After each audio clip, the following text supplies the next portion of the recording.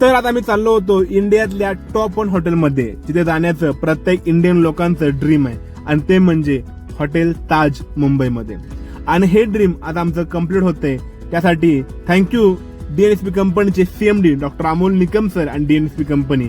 कारण काही अचिव्हरांना आणि काही लिडरांना डीएनएसपी कंपनीच्या माध्यमातून हॉटेल ताजला संध्याकाळी डिनर मीटिंग आणि बिझनेस मीटिंग होती. त्यासाठी आम्ही आलो होतो आणि इथं आल्यानंतर समजलं की पैसा का कमवायचा आणि इथं आल्यानंतर रिचनेसपणा हे सगळं आम्हाला अनुभवायला भेटलं. त्यासोबत आमच्यासोबत डीएनएसपी कंपनी डायरेक्टर सुनील शेसाई सर आणि डायमंड डायरेक्टर शुभांगी घारे मॅडम आमच्यासोबत होत्या. त्यानंतर मी पूर्णपणे ताज एक्सप्लोर केलं. त्याच्यामध्ये आमचे टीम मेंबर्स आम्ही बिझनेस मीटिंग चर्चा केली, बिझनेस डील फायनल केल्या, टार्गेट पूर्ण अचीव कसं करायचं हे सगळं डिस्कस करून आम्ही पूर्णपणे हॉटेल ताज एक्सप्लोर करायला गेलो. त्यामध्ये आम्ही इथले क्लोथिंग ब्रँड, डायमंड्स, त्यान ज्वेलरीज आणि बऱ्याच काही गोष्टी जे सेलिब्रिटींचे फोटो सिग्नेचर होते ते अचीव बघितलं आम्ही. आणि त्यानंतर आम्ही शामियाना रेस्टॉरंटला आम्ही संध्याकाळी डिनरला गेलो.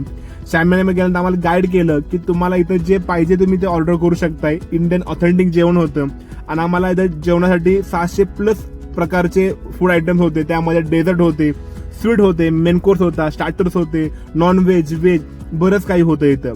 आणि इथली फूड क्वालिटी एकदम बेस्ट होती, क्वालिटी एकदम बेस्ट होती.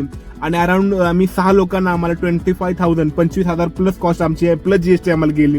आणि हे सर्व आमचं इथं ताजमध्ये डिनर करण्याचं ड्रीम आमच्या कंपनीच्या डीएनएसपीमुळे आमचं पूर्ण अचीव झालं. त्यानंतर आम्ही डिनर कम्प्लीट केल्यानंतर आम्ही राहिलेलं आपलं हॉटेल एक्सप्लोर पूर्ण केलं. तिथं आम्हाला गाईड केला. त्यानंतर आम्हाला बऱ्याच गोष्टी ताजमध्ये तिथल्या गाईड लोकांनी आम्हाला दाखवलं.